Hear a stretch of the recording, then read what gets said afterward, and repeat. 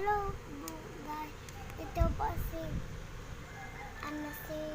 White Knight at mukhang plastic lang po siya pero mukhang original. Ano po?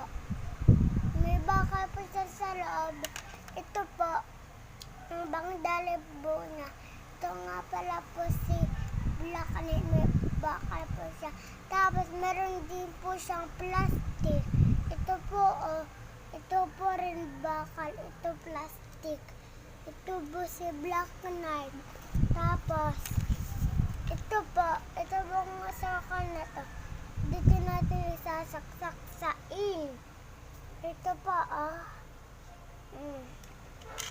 saka natin isasaksak. Itong isa naman po na ito, si red. Dito po natin isasaksak. Tapos, ikakabit po natin siya dito.